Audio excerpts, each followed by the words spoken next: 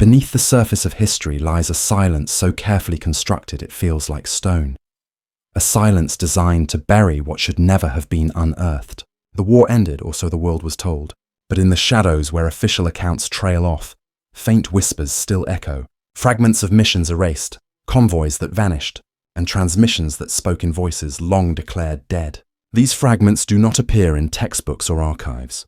They belong to corridors of secrecy where morality bends to the weight of power. The further one steps into these forgotten files, the more the air feels heavy, as though trespassing on forbidden ground. What was hidden was never meant to see the light again, not because it lacked importance, but because it carried truths too corrosive to expose. Step closer, and you'll find yourself staring into the dark reflection of a war that may never have truly ended. Chapter 1: The Vanished Files of Operation Eclipse. In the final week of April 1945, the Reich was collapsing on every front. Soviet artillery thundered just a few miles east of Berlin, and Allied forces pressed deeper into Saxony. Amid the chaos, an operation quietly unfolded under the codename Eclipse, a joint Anglo-American directive aimed at securing key Nazi officials, intelligence officers, and technological assets before they could be taken by the advancing Red Army. The operation was officially documented, but only fragments of its true scope survive. Among those fragments lies one disturbing omission. A set of files prepared at a command post near Magdeburg vanished without record. These files were said to contain lists of German officers deemed strategically irreplaceable, men whose knowledge of advanced weapons and covert networks made them invaluable. The order was explicit: extract at all costs, but somewhere between Magdeburg and the American lines near the Elbe, the files disappeared, along with the convoys assigned to them. Eyewitness reports tell a murkier story. In the early hours of April 28th, Allied spotter planes identified unmarked convoys moving south through dense fog along forest roads in the Harz region. The vehicles bore Red Cross insignia, though their movements did not match the official routes of medical transport. Villagers later testified that men in Wehrmacht uniforms guarded the trucks, but their accents and commands suggested something else. High-ranking SS officers, speaking in clipped tones and escorting crates marked with bureaucratic codes. One witness swore she saw crates labelled Abt Spes W before the convoy disappeared into the tree line. W in German military filing systems often referred to Wunderwaffen, or wonder weapons, a category encompassing experimental rockets, jet propulsion, and even chemical or biological research. What precisely was in those crates remains unknown. American officers from the 30th Infantry Division reported that same night, an encounter near Blankenberg. A patrol stumbled upon armed men wearing mixed uniforms, some SS, some civilian, and was fired upon before the enemy withdrew into the woods. Afterward, the bodies of two unidentified men were found, both carrying identification papers forged with British seals. The documents were confiscated, forwarded to headquarters, and never mentioned again. What is unusual is that the clash was later omitted entirely from the division's after-action reports, as if the skirmish had never happened. Yet oral histories from surviving veterans consistently mention the phantom convoy in the Harz as one of the strangest events of their service. The story grows darker in the decades that followed. In the early 1950s, East German border guards stationed along the new Iron Curtain claimed to encounter heavily armed patrols deep within the forests of Thuringia. These groups carried advanced weaponry and spoke in German, though they wore no insignia. Several patrol clashes were logged by the Ministry for State Security between 1950 and 1954, each time redacted in official summaries. A surviving document, filed under a restricted classification and leaked after 1990, describes hostile elements operating under foreign command using German language, likely remnants of 1945 exfiltration. Some in the Stasi suspected the groups were tied to Anglo-American intelligence, operating hidden sites that had existed since the Reich's final days. In the United States, the files reappeared briefly, or at least references to them did. In 1987, researchers combing through declassified Pentagon records stumbled upon an internal memorandum from June 1945. It described sensitive cargo extracted under Eclipse directives, now in secondary handling. Nearly every line was blacked out, and the document was stamped with "Do not acknowledge." Another declassified cable. dated September 1945, spoke of high-value German personnel secured through alternate channels, pending relocation to Western Hemisphere assets. Again, names and locations were censored. It is believed that at least some of the men listed in the vanished Magdeburg files were not captured, prosecuted, or executed, but quietly relocated.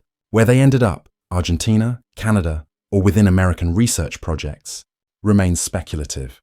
Historians investigating the disappearance point to Operation Paperclip, the infamous program that brought German scientists into the service of the United States after the war. Official records confirm that men like Werner von Braun and his rocket team were formally processed and documented. But what about those whose pasts were deemed too dark? The Eclipse files may have contained names that could never be admitted publicly.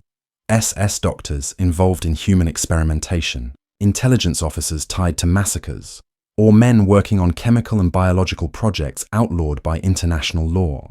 If these men were spirited away under the fog of Germany's collapse, then their erasure from history was deliberate. One particularly chilling clue surfaced in British Records Declassified in 2006. A Foreign Office memorandum from July 1945 noted irregularities in the processing of German personnel, referencing complaints from Soviet liaisons who accused the Allies of concealing certain SS officers. The memo warned of the danger of undermining Allied unity should these matters come to light. Again, no names were given, but the timing matches precisely with the disappearance near Magdeburg. Soviet commanders themselves believed Western forces deliberately intercepted convoys carrying Nazi scientists and intelligence staff, diverting them west before the Red Army could seize them. The families of missing German officers add another dimension. In 1953, a group of widows petitioned the West German government for recognition of husbands who had vanished during Allied custody in April-May 1945. Their cases were denied, with bureaucratic language citing uncertain circumstances of disappearance. Yet letters recovered from family archives speak of men who sent final postcards from Magdeburg in late April, only to vanish without trace. If these men had died in Soviet camps, records would exist. Instead, silence. The moral implications are heavy. If indeed the Allies orchestrated the disappearance of these men and their files, it was done to preserve advantage in the emerging Cold War. The race for technology, intelligence, and strategic supremacy often outweighed justice, but the cost was truth itself. War crimes may have been erased, names cleansed, and files burned to ensure men who should have stood trial instead built rockets, designed weapons, or provided intelligence expertise for new masters. The Eclipse files, in this light, are less a mystery than a confession of priorities. Today, fragments of the story remain locked in classified vaults.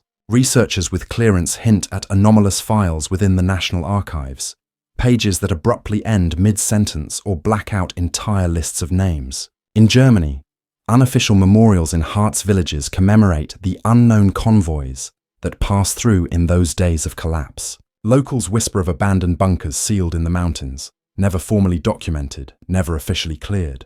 And in the fading memories of soldiers, farmers, and surviving families, there remains an unease, the sense that something, or someone, slipped away from history's record under the cover of fog, never meant to be found. What vanished with Operation Eclipse may never resurface. Whether it was simply lost in chaos or deliberately erased, the silence that followed speaks louder than any file. What matters most is not just who disappeared, but why governments on both sides of the Iron Curtain worked so hard to bury the truth. For every page blacked out, for every name erased, there is a question left unanswered. Whose survival was worth rewriting history? Chapter 2. The Submarine That Never Surfaced. In December 1944, as the Third Reich entered its terminal collapse, a single U-boat slid from the Norwegian harbour of Kristiansand under a veil of secrecy. It was U-1226, a type Wind C-40 long-range submarine, one of the last to leave occupied Norway before the Atlantic lanes became impassable. Officially, its mission was routine, commerce raiding against Allied shipping. Yet within the surviving Kriegsmarine records, U-1226 appears only briefly before its entries cease altogether. Families of the crew received no communication, and in the days following its disappearance, the Oberkommando der Marine quietly struck the vessel from operational lists. At the time, the Allies declared it destroyed somewhere in the Atlantic, another victim of the relentless hunt by destroyers and depth charges. But buried in fragments of OSS intelligence reports and Royal Navy logs lies a story too strange to dismiss. U-1226 was not destroyed, but intercepted. Convoy HX-327 departed New York in mid-December, its holds packed with vital war material.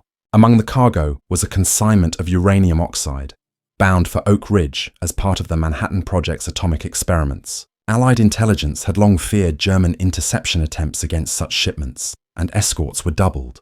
On December 22nd, British sonar operators aboard HMS Conn detected a contact trailing the convoy near the Azores. Over the course of hours, the contact maintained a parallel course, keeping just beyond visual range. Signal intercepts from the same day indicate that Admiralty ciphers recorded unusual persistence in the contact, noting that it demonstrates tactical awareness beyond normal Wolfpack procedure. The contact was assumed to be U-1226. Here, the record becomes clouded. No confirmed sinking of a U-boat is logged for that position or date. Instead, a classified report filed in Washington references asset Kraken and captured steel, phrases repeated in subsequent OSS memoranda. The implication, rather than being sunk, the submarine was boarded, seized, and redirected under Allied control. Post-war debriefings of Kriegsmarine prisoners mention rumors of a captured submarine transferred to Halifax under a false flag. No record exists in official Canadian naval history of such an event, yet several Halifax dockworkers later told of a heavily guarded vessel arriving in early 1945, its crew taken away under armed escort and never seen again. For decades, the U-1226 case rested in obscurity, treated as just another wartime loss. But in 1952, newly created NATO intelligence offices circulated internal memos about unexplained technological overlaps in early Cold War submarine design. Among them, pressurized hull architecture and advanced snorkel systems thought to be unique to late-war German engineering. These memos, portions of which were later declassified, make reference to reverse-engineered assets from previous hostilities, without naming sources. Some historians argue this was a veiled nod to U-1226, suggesting that the submarine was secretly absorbed into Allied naval programs rather than destroyed at sea. The most compelling clue lies in a fragment of testimony from Reinhard Bruckner, a former Kriegsmarine signals officer interrogated in 1946. Bruckner stated that he had knowledge of a special mission boat carrying the element for the bomb. He claimed it had been deliberately sacrificed in a staged disappearance. The crew erased so the Allies could exploit the cargo and technology without diplomatic fallout. Interrogators dismissed the statement at the time as exaggeration, but later analysis suggests Bruckner may have been referencing U-1226. The uranium oxide shipment's vulnerability had been well known in German intelligence circles, and a submarine ordered to intercept would have been acting under the highest secrecy. The families of the U-1226 crew never received answers. Post-war correspondents from the German Red Cross repeatedly petitioned Allied authorities for information on 53 sailors listed as missing. Each request was returned with the same reply: presumed lost in action, North Atlantic. Yet no wreckage has ever been discovered. The North Atlantic has yielded dozens of submarine wrecks since the war, but U-1226 is conspicuously absent. Sonar surveys of the Azores corridor in the 1990s revealed nothing matching the submarine's signature. If it was sunk, it left no trace. If it was captured, then its absence from the seafloor is the very proof of its fate. In 1978, a retired US naval officer, Captain Douglas Heller, gave an interview in which he described an unacknowledged vessel brought under escort into Charleston in early 1945. He spoke of German crewmen with blank stares being hustled into trucks and driven off base.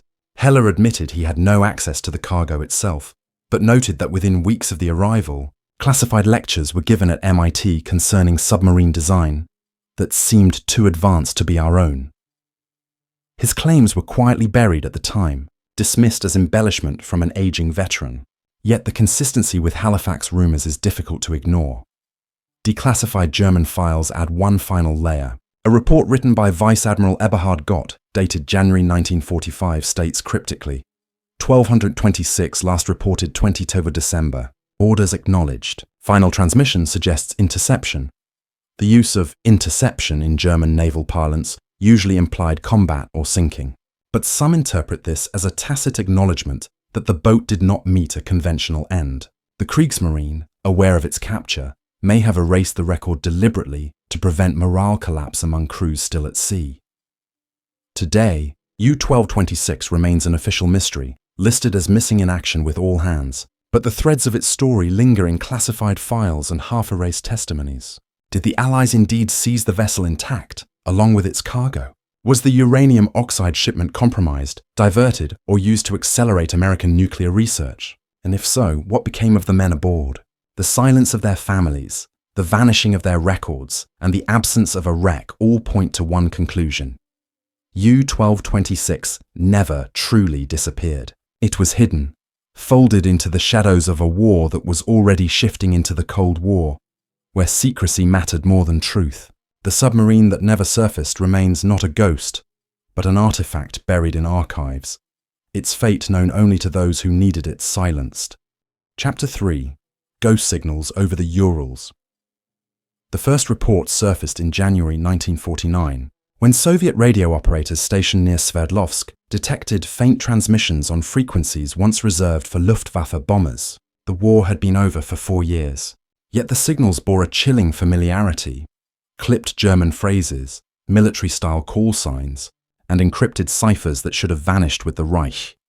At first, Moscow assumed it was atmospheric distortion, radio echoes carried across continents by winter, ionospheric conditions. But the pattern persisted. The signals came at irregular intervals, always late at night, always in bursts of coded traffic. To trained ears, this was no random noise. Someone was transmitting with precision using codes tied to units officially annihilated in 1945. KGB analysts began combing through the intercepts. What they found was extraordinary. The cipher matched formats used by Abteilung 6, the foreign intelligence wing of the Sicherheitsdienst, or SD. This was the same branch that had directed covert operations abroad during the war, infiltrating resistance groups and conducting espionage against the Allies. Yet Abteilung 6 had supposedly ceased to exist after May 1945. Its leaders were either executed, captured, or declared missing. And yet here, in the frozen reaches of the Urals, came signals repeating weather reports, coordinates, and mission codes, some of which referenced European locations, others Siberian grid markers that had no clear explanation.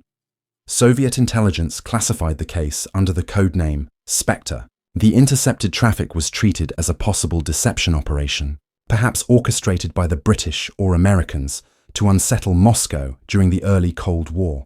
Radio triangulation teams were dispatched into the Urals, hoping to locate the source. They narrowed the transmissions to a wide mountainous region, but the signal strength fluctuated as though the source itself was mobile or intentionally masking its origin. Reports describe ghost chases in which field teams would arrive at supposed coordinates, only to find nothing, no transmitters, no camps, no trace. On more than one occasion, patrols reported strange encounters with heavily armed men speaking German in clipped accents, retreating into forests or mountain caves before contact could be made. These reports were buried, labeled field anomalies. In 1951, a breakthrough came when operators intercepted a transmission ending with the phrase Siegespflicht, victory is duty. The words were a known motto of the SS intelligence apparatus.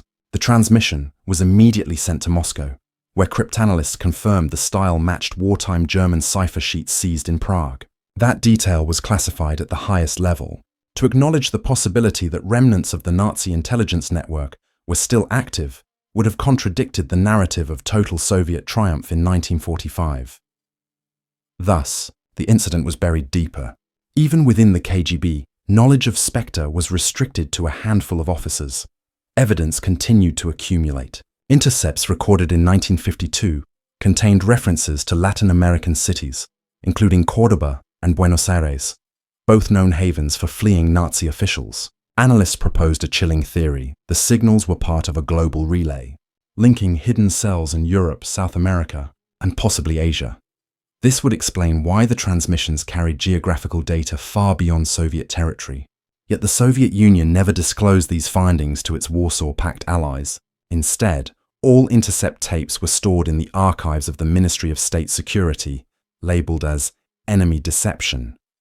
In 1957, an incident occurred that suggested the phenomenon was no hoax. A Soviet pilot flying reconnaissance over the Urals reported seeing antenna masts on a remote ridge, aligned in military formation. When ground units were dispatched to investigate weeks later, they found only shattered poles and freshly burned earth, as though the site had been hastily abandoned and destroyed. Nearby, they recovered fragments of radio tubes bearing German manufacturing codes dating from 1943. These fragments were quietly transferred to Moscow, where technical experts confirmed their authenticity. The official report noted only, "Equipment of foreign origin discovered, removed from file circulation." By the 1960s, the signals had all but ceased, though occasional bursts were still logged. One 1963 intercept contained coded references to Betrieb 12, a designation tied to wartime German research on long-range communications. Another in 1966 relayed what appeared to be names, unintelligible to most, but eerily close to surnames of former SS officers known to have escaped Allied custody. Each time these anomalies arose, they were swiftly classified and hidden. Some speculate the transmissions represented a dying network of fugitives, sending final coded farewells as their members passed away. Others suggest something darker, that remnants of Nazi intelligence were co-opted by Western services, kept alive as a weapon in the Cold War's shadow battles. The fall of the Soviet Union brought fragments of the Spectre file into public view. In the early 1990s, Russian researchers gained limited access to declassified KGB holdings. Among them were reel-to-reel tapes labeled only unattributed German signal traffic, 1949-1966.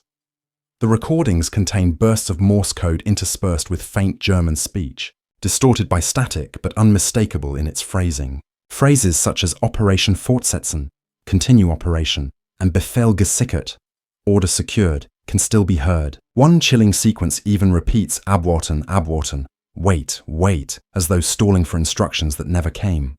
Western historians examining the case are divided. Some argue the transmissions were a deliberate Soviet fabrication, designed to exaggerate the threat of Nazi remnants for internal propaganda. Others see them as evidence of a genuine underground network, perhaps a communication line maintained by fugitive SS officers across continents. There are even claims that Allied intelligence knew of the signals, monitoring them independently, and chose to suppress their significance for fear of exposing their own reliance on captured Nazi expertise during the early Cold War. What remains undeniable is that someone, somewhere, continued to transmit in the name of a Reich that was supposed to be dead. The ghost signals over the Urals defied explanation, haunting operators who had lived through the war only to hear its echoes years later. For them, each burst of static was not just noise, but a reminder that the war had not fully ended, that in hidden valleys and buried bunkers, there were men who still refused surrender. The last confirmed intercept dates to October 1968. After that, silence. But silence in intelligence work is rarely the end. It may mean the network finally dissolved, or it may mean it succeeded in vanishing entirely. Somewhere in Moscow's locked archives, the tapes sit untouched, labeled as relics of a case too dangerous to acknowledge. For the men who once listened through the static of the Urals, the memory remains. A war that spoke long after its guns had fallen silent. Chapter 4: The Siberian Train That Vanished. In February 1946, less than a year after the Reich collapsed, Soviet rail authorities logged the departure of a heavily guarded convoy from Königsberg, newly annexed into East Prussia under Moscow's control. The train was designated as special transport and placed under NKVD command. Its cargo, according to scattered manifests, included crates of captured documents, dismantled equipment from German laboratories in Krakow and Peenemünde, and sealed containers marked only with chemical hazard symbols. The destination was Novosibirsk, where the Soviet Union had relocated several of its most sensitive wartime research institutes. But the train never arrived. Somewhere in the frozen vastness of Siberia, between Omsk and Novosibirsk, the convoy disappeared, and with it, dozens of NKVD officers and an entire shipment that could have altered the Cold War's trajectory. Survivors of the rail crew were never heard from again. Stalin, notorious for treating logistical failures as sabotage, ordered the NKVD to open an immediate investigation. Internal memoranda recovered after the fall of the USSR reveal a grim series of reports, contradictory testimonies, unexplained derailments, and suggestions of an ambush deep in the taiga. Yet by mid-1947, the inquiry was abruptly terminated. Investigators themselves were arrested, many sent to labor camps in Vorkuta. The case was classified under the term utraceno, lost. For decades, the incident was erased from Soviet history, surviving only in whispers. The only independent accounts came from villages in rural Siberia. Residents near the small settlement of Mariinsk later recalled that in the spring of 1946, military trucks moved through their region under cover of night. The roads were sealed, and peasants were warned that a derailment of dangerous cargo had occurred nearby.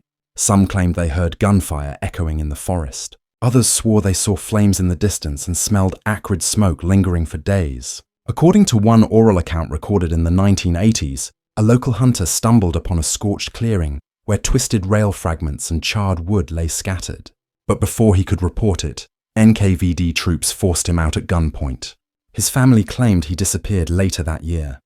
Fragments of paper were recovered in Poland that appear connected to the vanished convoy. In 1964, archivists reviewing German war files found a letter from an SS officer stationed at Peenemünde, referencing material of strategic supremacy evacuated eastward. The same officer mentioned that Soviet units were unable to secure the totality of our archives, implying that what the train carried may have been considered beyond conventional research, perhaps advanced propulsion or experimental engines. Western analysts reviewing the Polish find speculated that Moscow had sought to centralize these assets, only to lose them to sabotage, accident, or deliberate concealment. But the story grows darker when considering the fate of the NKVD officers aboard. Declassified lists from the era reveal names of men who vanished from the record entirely, neither reassigned nor executed, simply erased. Their families received no notifications. In Soviet bureaucratic practice, this often indicated a cover-up at the highest level. To erase both the cargo and the guards suggests something catastrophic, an event the Kremlin could not admit even internally. Cold War defectors added to the mystery. In 1972, a former GRU officer who fled to the West described the train that Stalin wanted to forget. He claimed the convoy was derailed intentionally, perhaps by a faction within the NKVD seeking to conceal the materials from Moscow itself. According to his version, surviving guards were executed on site to prevent leaks, and the train was buried under detonated charges and tons of earth. The site was then disguised as an ordinary stretch of forest, with no railbed remaining. Though unverifiable, his story aligned disturbingly, well with rumors of a forbidden zone in central Siberia where hunters were warned never to enter. Satellite imagery from the 1970s later revealed anomalies along disused Siberian rail lines, scorched earth patterns, unusual clearings, and collapsed tunnels. None have been definitively linked to the vanished train, but they suggest violent events occurred far from official records. Western analysts theorize that the cargo may have included incomplete prototypes of V-2 rocket engines, jet propulsion systems, or even chemical warhead designs, all of which could have been decisive in the arms race. If so, the Soviet leadership's silence may indicate either catastrophic loss or internal theft. Some historians argue that the incident was buried precisely because it reflected weakness. Stalin could not admit that his regime had lost control of precious spoils of war so soon after victory. Others suggest the materials themselves were so dangerous, biological or radiological in nature, that a cover-up was essential to prevent panic. Reports of peasants suffering sudden illnesses in the Mariinsk region during 1946 lend weight to this theory. Yet Soviet medical files from the area were sealed for 50 years and remain largely inaccessible. What became of the train? Some claim it lies entombed beneath Siberian permafrost, its crates intact but unreachable. Others suspect it was deliberately dismantled and moved by unknown actors, its cargo dispersed into secret research sites outside Moscow's knowledge. A few even propose that the Americans or British, through covert channels, may have intercepted the convoy, an unlikely but not impossible scenario given the ruthless competition for German science in the post-war years. In 1991, with the collapse of the Soviet Union, fragments of the investigation resurfaced. Among them was a memorandum stamped top secret and signed by Lavrentiy Beria, Stalin's feared security chief. It ordered all references to the Novosibirsk transport expunged, declaring, "The matter is closed. No trace will remain." Yet his signature only deepens the mystery. Why would the Kremlin's most powerful man devote such language to a logistical accident unless what vanished on that train was of immense value?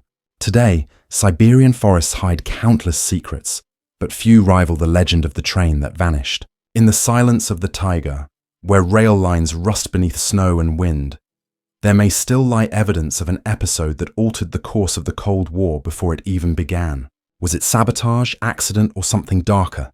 The truth remains buried, perhaps forever, under the weight of snow, secrecy, and history itself. Chapter 5. Project Ashfall, The Buried War Crimes. In the summer of 1952, construction crews excavating near Salzburg stumbled upon sealed crates hidden in a disused air raid shelter. The crates bore faded SS markings and the emblem of the Ahnenwerber, the pseudo-scientific research arm of the SS, responsible for some of the most grotesque human experiments of the war. Inside were surgical instruments, reels of 16mm film, and thick binders of medical files, each marked with the insignia of Dachau and Auschwitz. Before local police could complete an inventory, American counterintelligence corps officers arrived on the scene. The cargo was immediately seized, loaded onto military trucks, and transported to Munich. The entire operation was given a codename, Project Ashfall. Austrian officials were warned to remain silent. From that day forward, the crates disappeared into secrecy. What little is known of their contents comes from witnesses. One Austrian laborer, who helped open a crate, described photographs of emaciated prisoners subjected to surgical procedures. Another swore he saw diagrams of hypothermia experiments conducted in ice baths. Several reels of film, he claimed, contained footage of tests involving chemical agents. But what unsettled him most were not the atrocities themselves, but the language stamped on some of the files. Certain folders were labelled in both German and English, as though someone had already been preparing translations. To this day, no trace of those materials exists in public archives. Declassified CIA memoranda from the early 1970s confirmed that Project Ashfall existed, though references were sparse and heavily redacted. One memorandum described classified evidence recovered Salzburg sector, 1952, and noted secondary applicability to biomedical and aerospace sectors. These phrases point directly to Operation Paperclip, the US program that absorbed German scientists after the war. Officially, Paperclip focused on rocketry, aeronautics, and physics. Yet Ashfall suggests the program's reach may have extended into medical research tainted by war crimes. The files may have contained data on hypothermia, high-altitude physiology, and chemical exposure, all areas of interest to Cold War militaries seeking to understand the limits of the human body. The fate of the SS doctors connected to these files raises troubling questions. Men such as Dr. Sigmund Rascher, notorious for his experiments at Dachau, were executed or captured, yet others simply vanished. A document recovered in Austria in 1984, written by a CIC officer, noted that select personnel referenced in Salzburg materials are to be held under special handling, not for tribunal. The phrase, not for tribunal, appears repeatedly in internal correspondence, hinting that individuals implicated in atrocities were shielded from justice if their expertise was deemed valuable. Some researchers have suggested that a number of SS physicians quietly resettled in the United States under new identities, their pasts scrubbed clean. Survivors of Nazi experiments sought answers for decades. In the 1960s, groups petitioned both Washington and Vienna to disclose whether files from Salzburg contained proof of crimes committed against them. Their requests were denied on grounds of national security. In 1979, however, a former CIA archivist came forward with a claim that he had seen portions of the Ashfall crates personally. He described documents outlining human tolerance experiments conducted in Dachau's pressure chambers, with test results meticulously charted and later compared against US Air Force high-altitude studies from the 1950s. He claimed entire sections of the files had been deliberately destroyed under directives designed to eliminate references to unlawful origins. His testimony was ignored publicly, but it resurfaced in investigative journalism years later, fueling speculation that American aerospace programs had benefited directly from data obtained through Nazi atrocities. Austrian records show that in 1952, Salzburg police filed a missing property report connected to the discovery. The report listed approximately 24 sealed crates, but only 16 were acknowledged by US authorities. The discrepancy has never been explained. What became of the missing 8 crates remains unknown. Some believe they were destroyed. Others argue they were diverted into private research facilities linked to US pharmaceutical companies. Rumors persist of sealed vaults in Maryland and Ohio, containing films too disturbing to ever be shown. The erasure was not limited to America. In Germany, surviving references to Ashfall appear in Bundesarchiv files declassified in the early 2000s. One file, labeled Unzugängliche Dokumente, inaccessible documents, lists Salzburg alongside code numbers tied to paperclip recruits. Names were blacked out, but the notation medizinische Spezialgebiete, special medical fields, remained visible. It suggests that the Bundesarchiv was aware of the seizure, yet bound by agreements with Washington to suppress the details. For survivors still fighting to establish accountability, such collaboration felt like betrayal. The secrecy surrounding Ashfall underscores a grim reality of the post-war order. Justice was negotiable, and knowledge often outweighed morality. In the rush to outpace the Soviet Union, both East and West exploited German science, no matter its origins. Moscow ran its own programs, relocating entire institutes and scientists eastward, but even the Soviets accused the West of deliberately hiding war criminals. Pravda articles from 1953 referenced American protection of Dachau physicians, though they offered no proof. Yet the fact that the Soviets were aware of Ashfall at all suggests leaks from within. Today, only fragments remain. A handful of photographs taken during the Salzburg excavations survive in private collections. One shows a stack of crates marked with runic insignia. Another depicts American officers standing outside the bunker entrance, their faces blurred in copies released to researchers. The original negatives have never surfaced.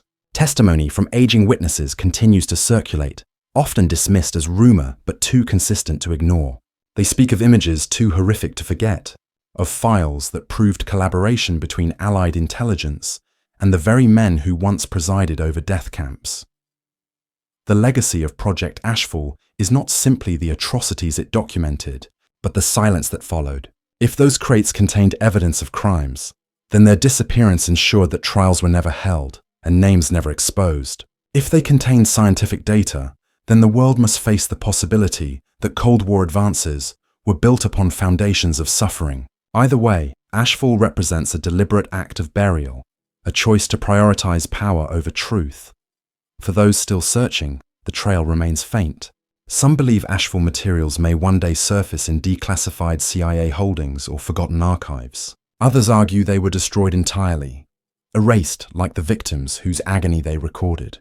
But history has a way of leaving traces, and in those traces lies a haunting message. The war did not end cleanly. It left behind secrets sealed in crates, guarded by silence, buried under the ashes of justice denied. When the last page is blacked out, when the last tape reels into silence, the absence itself becomes its own testimony. What was buried did not vanish.